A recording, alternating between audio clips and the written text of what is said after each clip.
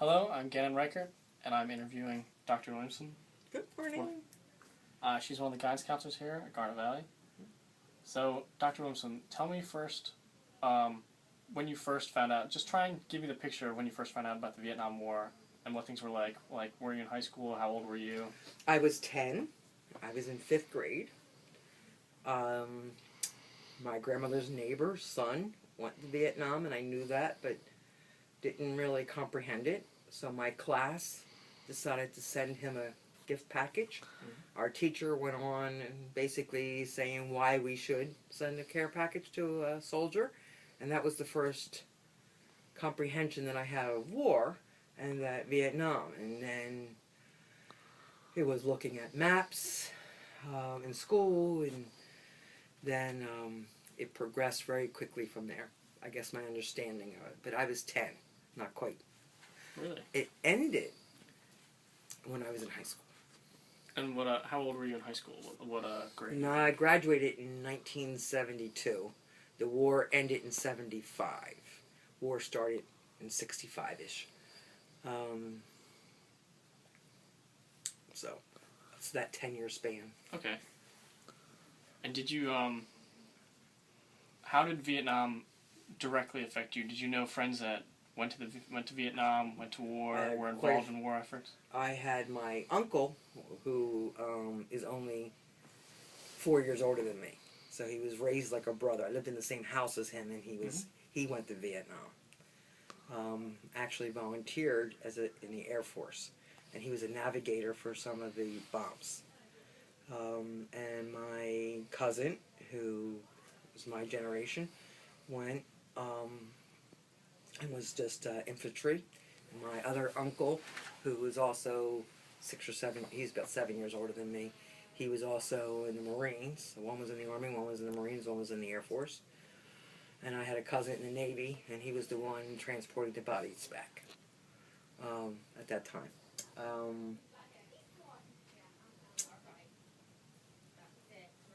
So, you could easily say this directly affected your family, right? Oh, yes, for sure.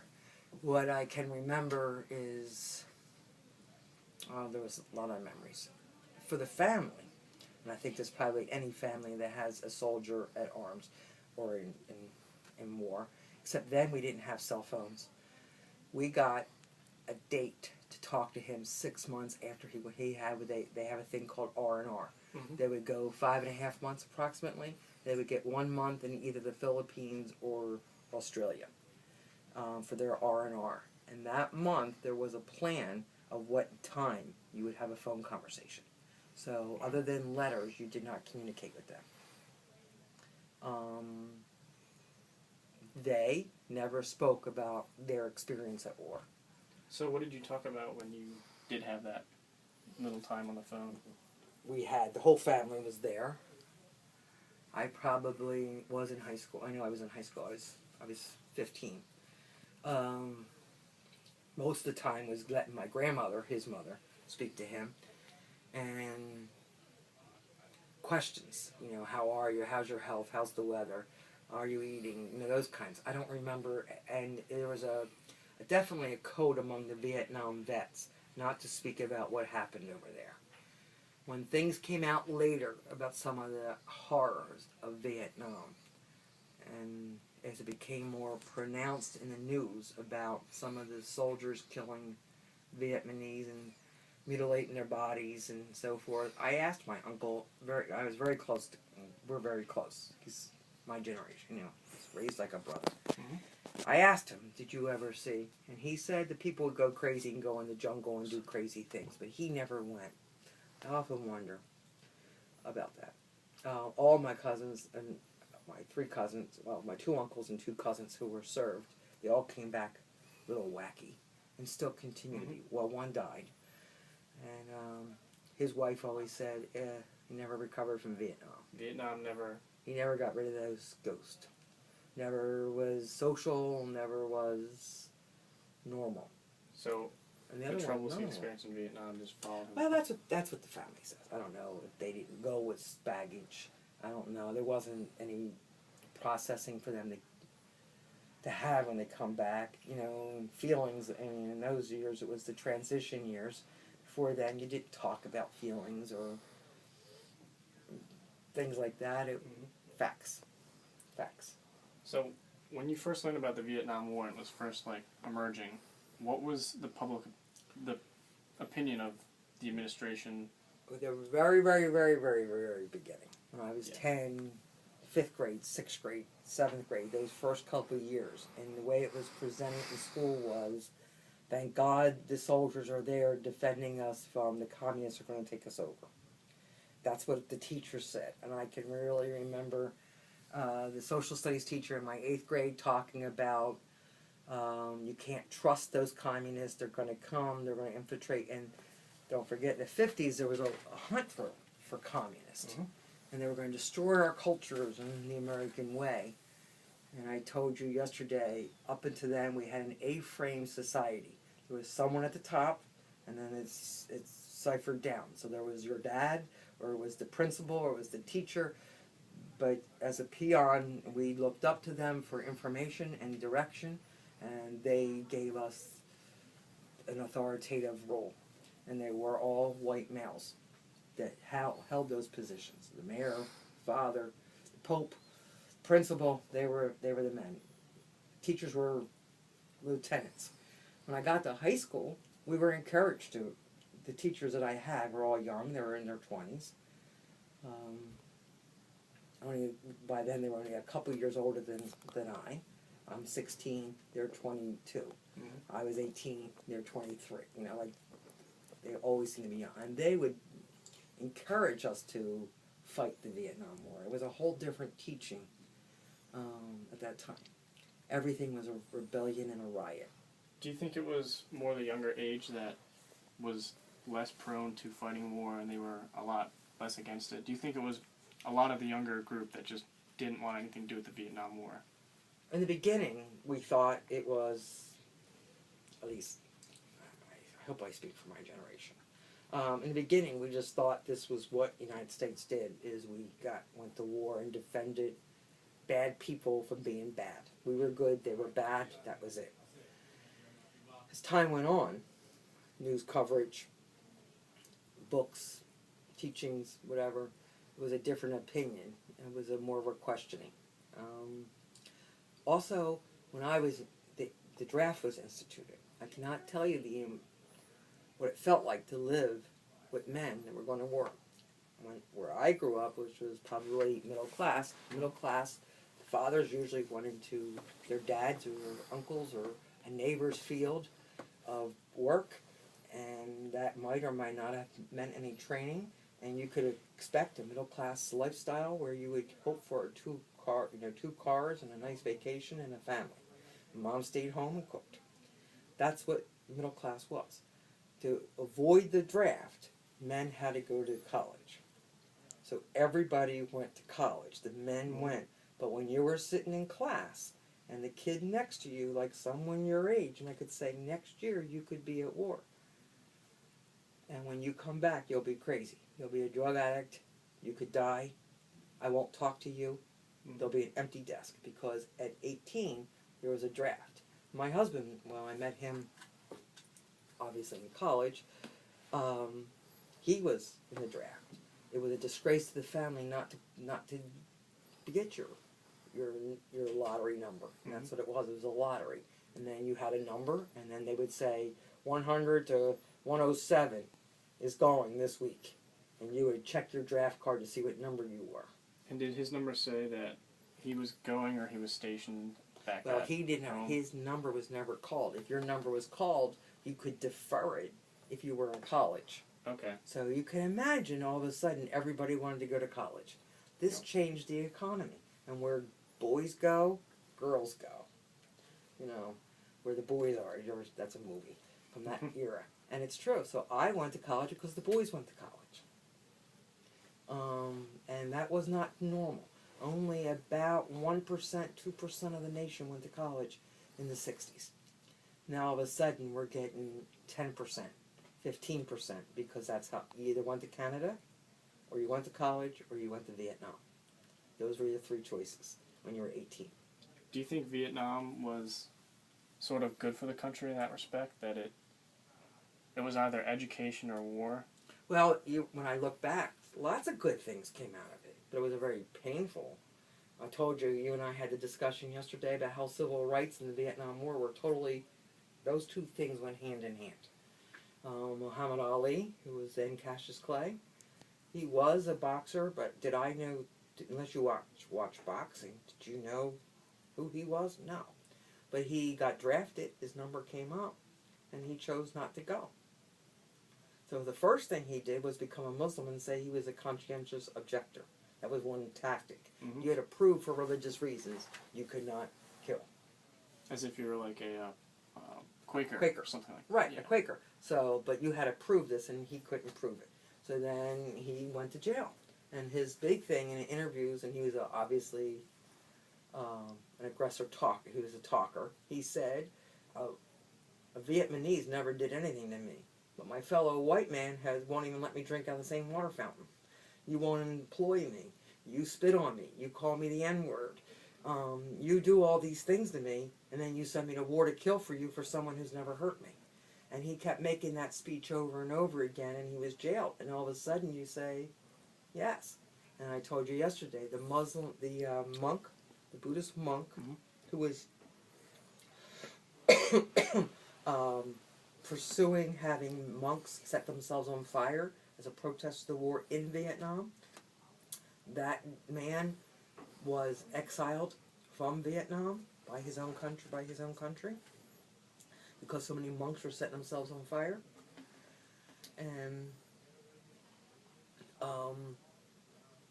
he then contacted Martin Luther King, wrote him a letter, and then he contacted in some of those peaceful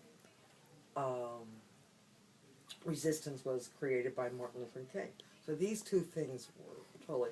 Also, now blacks are living in barracks with whites. That was like, mm-hmm. that was the first civil rights movement that I ever heard of. You know, that blacks could be in the same barracks, and that was like it's like asking, what's it like to live with an alien at the time. So those two movements happened and fed off each other. So that was very true. Were you involved in any of the anti-war, other movements, civil rights, women's moves? Oh yeah, did I? Everything was a protest. The only thing I can really remember as far as active protest for myself that I actually did.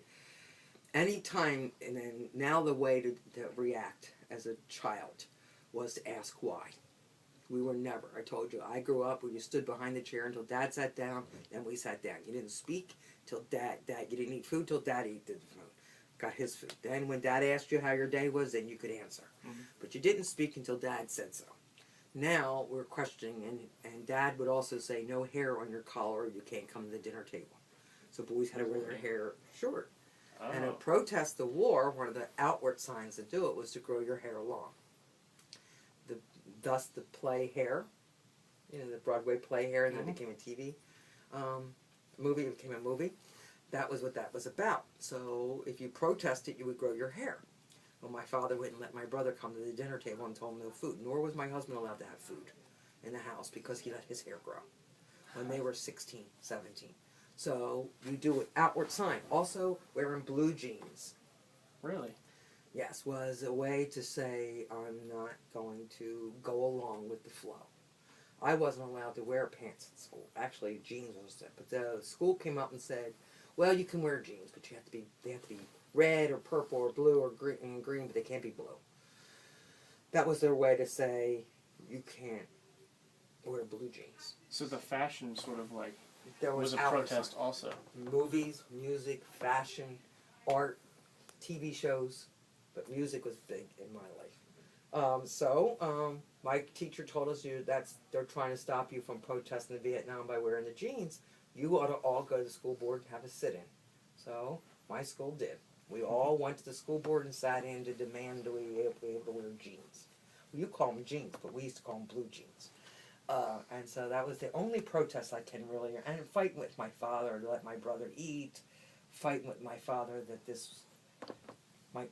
And then eventually, and I'll give you another example, the band called Fish. they played at Woodstock, and their song is 1, 2, 3. What are we fighting for? I don't give a damn. My next stop is Vietnam, and it's 5, 6, 7, 8. Open up the pearly gates. Don't ask why. You're all gonna die. Be the first one on your block to have your boy come home in a box. That was written by a young man, leader of Fish. His whole thing in that band was protesting in Vietnam.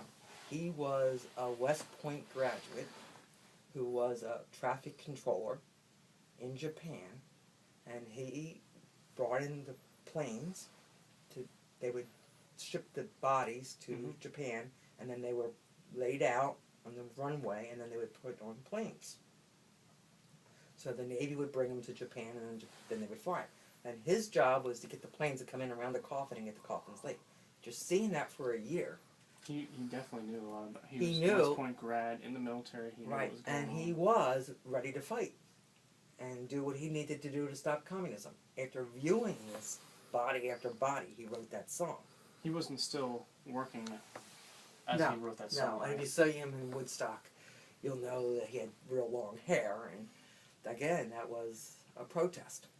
And then it was, you're not patriotic if you are against the war. So then you had Jimi Hendrix do the Star Spangled Banner with electric guitar, and to say, I am an American even though I sing these songs with a different tune or different tempo. So, and there was another song called War, What Is It Good For? I just heard it on the radio. It wasn't 2 weeks ago they played it here at Garnet Valley. War, What Is It Good For? And it was a dance song. And so there was some music, lots of movies were anti-war, but everything became, you can question why. And the move was, every day people were having their sons, their classmates. When I'm in school, the big thing of boys is, I'm going to war next year. You've got to do what I say. I might be dying for you next year. And half of my class went to Vietnam. You know, I lived in an area that didn't go to college. Most people didn't. And they couldn't afford to go to college, or they didn't know what to study. No one knew about SATs or anything like that. And this was like, so my neighbor was killed in Vietnam. A classmate that I went to kindergarten all the way up through high school. It was his father was the Boy Scout, the neighborhood Boy Scout leader, and he died in Vietnam.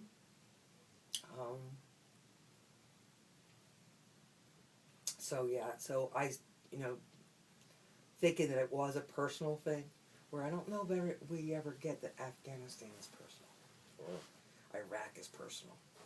I don't think I feel the same way with that also. I mean, I can't really name anyone that I know that went to Afghanistan. Well, we have a teacher there now in Garnet Valley. Mr. Ponser, I do know him. But we don't hear from him. And we know, and I had my son-in-law's sister just got back. And she doesn't have a mom, so I've become her pseudo-mom. I talk to her at least twice a day on Facebook from Afghanistan. Amazing. I sent her all the girly stuff you could imagine. I've seen done FaceTime with her, and I've seen her living conditions. And she had all that emotional support. I mean, not that, but compared to the Vietnam soldier, and had no emotional support. Exactly, and the technology we have now is just helping get a bigger insight into the soldier's life. I mean, we didn't have Facebook back then. All you had, like you said, was a phone call and letters. And phone calls were sparse. And then you had the news every night showing you what was actually going on in Vietnam. I was teaching when the first Gulf War happened under George Bush Sr. One of the teachers that I worked with, one of the things that happened after the Gulf War was we used to use phone cards. And this was just 15 years ago, 20 years ago. And what the problem was that AT&T said that soldiers had ran up phone bills, and you had roaming charges, and you couldn't make long distance calls like that, international ones, easily. So soldiers had run up thousands and thousands of dollars of phone bills. And AT&T was taking actions against them, and there was a call that AT&T should not do this. and I was reading this article in the paper in the faculty dining room, and one of the teachers blew up terribly and said to me, "When I was in Vietnam, did you care I was laying in a muddy hole? I didn't have anyone to call. These soldiers need to pay up. You know, no one cared about me when I was in Vietnam. Why should we be paying for these soldiers in the Gulf?" It was angry, like raging angry, that it was even being considered that AT&T was a bad business for charging so much money. When a lot of soldiers came back, do you think they got the same reaction as that soldier did? I don't, everyone says that we did not receive the Vietnam vet back with warmth. Our families did, but I don't think they were proud to come back. I think that history, we often miss that. I don't think they, I remember my uncle, I had Uncle Joe and two Uncle Joes, but my one Uncle Joe said, "Don't you ever call me a Marine. Don't you ever call me that." And he was a photographer as a hobby, so he took video after video of Vietnam. And there were Super 8s, there was no sound, they ticked, and we watched them one night. I think that because there was so much negative, the Army relaxed some of their beliefs that we have now about the Army, or even the Army previous to Vietnam. It was, you don't have to wear your uniform, you can go in and use brothels, and that's okay, and if you get high when you're not on duty, that's okay. They relaxed all of that militant, scheduled, and you could see this in these videos. And so I don't think they had control over the soldiers as they do now, because I know when Mary was in Afghanistan, you're in uniform, you don't put up Christmas lights, you don't do that. There's very much protocol there that did not exist in Vietnam. Also, I think we always think the government's going to take care of our soldiers. That did not happen in Vietnam. My one uncle, believe it or not, he was a tank. He was a tank pilot or a tank driver, and he got lost. So he's calling back on radio for the coordinates to get back, and he can't get back. And he's scared. So this was one of the stories he did tell, and this is my aunt's husband. And the fear of driving around the jungle that doesn't really accept a tank, scared and lost, and not having anyone to get you back. That, so we didn't think that the senior members of the Army really were taking care of the soldiers, and asking them to do things that just weren't protected. Did your uncle ever hear about instances of fragging where they would sabotage their senior officer because they were making bad decisions, or they would slip them something in their drink so they would go crazy and then they'd be sent out? I never heard that. My husband has a friend, they call him Nam, just because he served in Vietnam, and he's crazy, and we still call him Nam. I mean, Nam's in my house once every couple months, and my husband works with this guy. And when you ask him about Nam's stories, he'll tell you funny adventures, but nothing about war. And that would be like, they're very, if you ever really talk to a vet, there's things they won't talk about and things they will talk about. And that isn't one that I would ever hear. Do you think it's taken such a toll on him that he has to cope with Vietnam by telling the good stories of Vietnam, the adventures, the fun times? This guy, that's the kind of guy he is. His man friendship seems to be the core of his existence, his sense of belonging. It's just who he is, I think, no matter what happened to him in his life. So, of course, that's where he's stuck. One of my old principals that I adored, Mr. DeMedio, when I met him, his faculty opening speech was, I was what they call a 20-month wonder. I was drafted to go to Vietnam, I spent 3 months training, served 12 months, and then spent a couple months getting out. I was what they call a 20-month wonder. And then I came home and had 4 children. And here I am, your principal. And I was thinking, always thought then, Isn't it funny? That's the only 2 facts he mentions. That he was in Vietnam and he had 4 kids. Nothing else about his philosophy about education, what he was going to change, what he liked about us. His speech was, "This is who I am." I'm still friends with him and talk about him. I still, he's actually head of education department at one of the local colleges. And anyway, I always think that's how he identifies himself to this day. Okay. A Vietnam vet and a father of 4. Okay. Okay. Well, thank you very much. Thank you very much for the interview. I really appreciate you giving me time to discuss Vietnam with you. I hope that this helped. All right, have a good day, guys.